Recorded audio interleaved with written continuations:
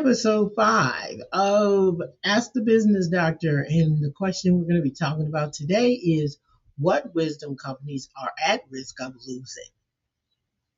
Hi, and welcome to Ask the Business Doctor podcast. I am Dr. Sakira Jackson. I am the CEO Whisperer, and this is where we stop treating business symptoms like some random problem and start diagnosing what's really happening underneath. I look at businesses through what I call the triple helix of wisdom. The first one is biblical wisdom, business wisdom, and then the third is behavioral wisdom. Because you know what? Business problems and issues are not just business issues. They reveal something about stewardship, about structure, and about behavior. Today, we're going to be talking about what wisdom companies are at risk of losing. Some companies are not just built on products and services and systems. Some companies are built on wisdom, and they're built on judgment, and they're built on relationships, and they're built on experience, and they're built on reputation. They're built on knowing what to do when the spreadsheet does not tell the whole story. And that kind of wisdom, it's valuable. Why is it valuable? What do you think that wisdom is valuable? You know why? Because there's a hidden danger. The danger is that if the wisdom isn't captured, if it's not transferred, and if it's not protected, the company can lose the very thing that made it strong. A company's wisdom can be successful, but it can also be vulnerable. First, we need to define what is the wisdom of the company. A wisdom company is a business where the real value is not just the offer, it's in the judgment behind the offer. Let me give you an example.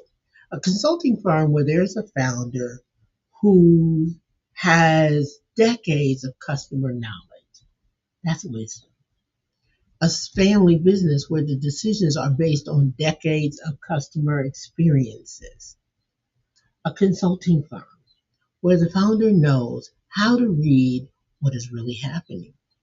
Maybe you're a service firm, and the service firm has a certain level of quality that depends on invisible standards. It could be a training company where the founder knows exactly how to shift the room. It could be a construction company or a trades business where experience catches the problems before they become expensive. It could be a professional practice where trust is built through discernment and relationship.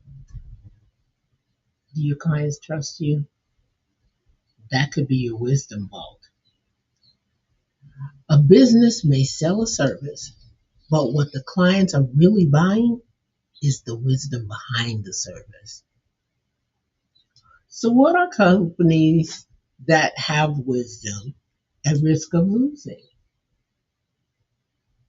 The first one is institutional memory. These are the stories, the decisions, the client histories, the patterns, the lessons, and the mistakes that might make a major difference, because if they're not taught, the business may not know how to operate. It can be the founder judgment. Founder judgment is the ability to know what matters and what does not, what is risky and what is wise, what is out of alignment. It can be relationship capital. Relationship capital is the trust that you build over the years through consistency, through care, through reputation, through personal credibility. I call these assets because it's those assets that get you those results and that reputation and that revenue. It could be quality standards. These are invisible because this is how we do things here. that have never been written. If you don't write it down, it doesn't exist. And your wisdom is not in the vault. That's right, your wisdom is not in the vault. It could be something like the decision logic, the reasoning behind certain choices, why they are made. If those things only live in the founder's head or the senior leader's mind or in a few key people, the company is carrying the risk and may not even see it. You may recognize this in your company if only one or two people know why things are done a certain way, or the founder, the owner, the CEO, or the senior leader is still needed for important decisions. Maybe it's because you notice that your new people struggle with getting it right because there's no real rules that are written anywhere.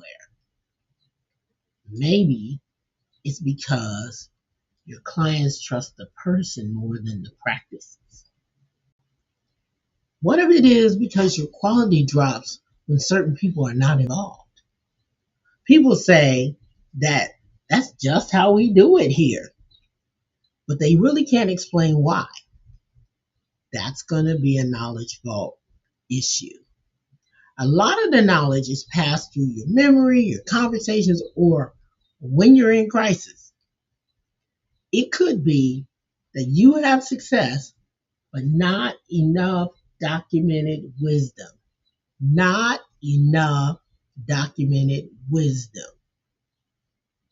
And I guess finally, this one would be you are afraid of what would happen if one key person steps away from the company. If that sounds familiar, the issue is not that your company has no wisdom. The issue is that the wisdom may be trapped, stuck, uncaptured. Here's how we look at it from the triple helix. The first type of wisdom, biblical wisdom. Wisdom should be preserved and then passed on. Biblically, wisdom is not meant to die with the person that carries it. Throughout Scripture, wisdom is taught, then it's repeated, then it's written down, then it's passed down, then it's remembered, and then it's transferred. So wisdom that's not transferred becomes buried treasure. And buried treasure, while it may be valuable, it is not serving everybody when it's underground. Here's what you got to know. Legacy requires transfer. And the Bible says that a good man leaves a legacy for his children's children. The second type of wisdom is business wisdom. Undocumented wisdom creates risk. In business, undocumented wisdom creates risk. Why do I say that? If a founder knows the standards but nobody else does, that's a risk. If the senior leader knows the client history but nobody else does, that's a risk. If the best employee knows the process but never documents it, that's a risk. If the decisions depend on instinct but the reasoning is never explained, that's a risk. Because what is not documented cannot be consistently repeated.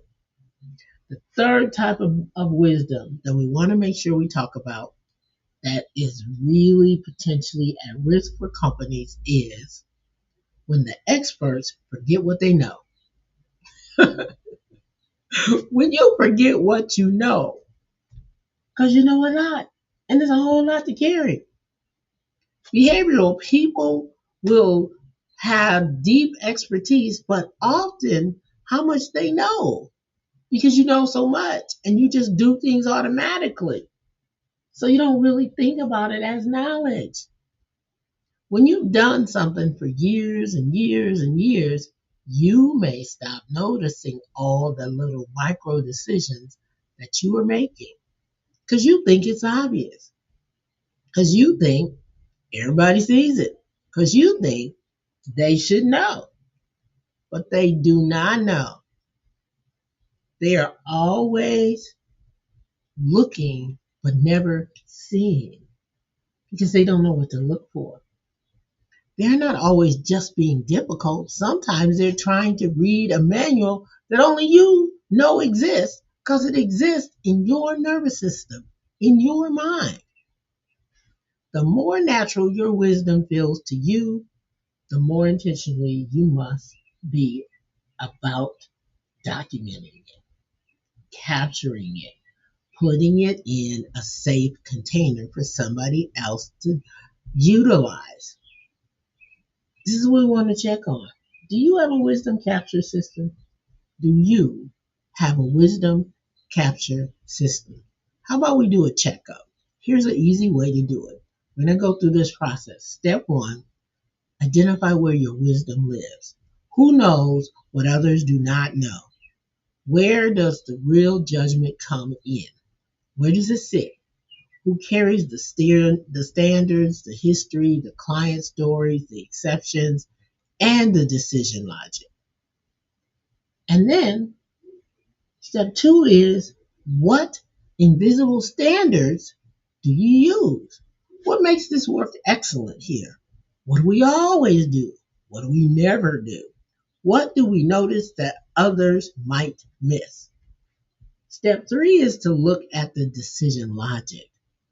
When we make good decisions, why is it a good decision? What factors are you looking at that nobody else is looking at? And what risk are we avoiding? And bottom line, what values are guiding your decisions? Step number four is you need to document the repeatable wisdom. What do I mean document? You know those things that a lot of people just don't want to do? Checklists, training videos, client journeys, quality standards, decision trees, case studies, stories with lessons, standard operating procedures, and yes, wisdom notes. So let's say you have a major crisis and you have to make some real strong decisions. You'll want to take that and put them in your wisdom notes because those will be there for somebody else when they need to make a decision. It's called transfer, people. If you transfer it through teaching, it is going to make certain that your process is repeatable. And documentation, it matters. Documentation is where you put it in writing because just telling somebody does not mean that they got it on your first time of telling them. So the transfer needs not just the conversation, not just the modeling, not just the training, not just the feedback and the practice. It needs to be written down. If you do not transfer wisdom, and you hide it somewhere in a folder that nobody opens, then it's just written down. So you have to make sure that your wisdom covers all those bases: the conversation, the modeling, the training, the feedback, and the practice. Because what happens if you're not there? And then nobody knows. And the wisdom gets lost. Unfortunately, people die or leave all the time. I want to give you an example in case you don't know what does this look like. There was a business owner. He founded a strong service business. Been in business for more than 20 years, and his clients trusted him, and his team respected him, and the company had a reputation for excellence. But when the founder decided that he wanted to take 90 days off and he wanted to step away, all the decisions slowed down. And the team was texting him and calling him because they didn't know. And unfortunately, they were all asking the same questions. And what else happened? The quality became inconsistent. And clients wanted to talk to the founder who had stepped away. They wanted that personal touch from the founder. Here's the thing. My diagnosis says that the issue was not that the team was not capable. The issue was that the founder's wisdom was never fully captured and transferred to his team. That company needed a documented set of standards, of operating procedures, of a process to capture the client journey, a way to record the founder's decision logic, meaning what steps do you do to come to get your final decision. And he had to train the people on how excellence is recognized and reproduced. So the goal here is not to replace your wisdom as a founder. The goal is to protect it from being lost. Here's a question I want you to take in. What wisdom in your business is currently living in somebody else's head? Even if it's your business, if you have senior leaders or individuals in your company that knows how things get done, and they haven't shared and transferred that wisdom both in writing and through training and through conversation, it can get lost. The question I want to ask you is your client knowledge, your process, your standard, your sales instinct, your leadership judgment, and your delivery method all documented? And if it's not, what would happen to your company if that person stepped away? If this episode helped you see your business maybe in a different light, maybe that is carrying some undocumented wisdom, maybe it's some things that you need to think about a little deeper, comment and message me the word wisdom. And then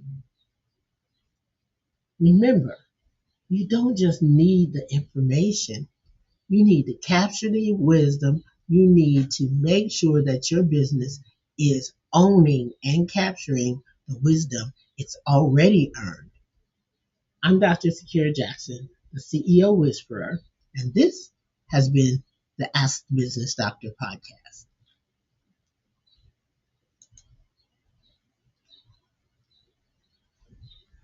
Oh my God.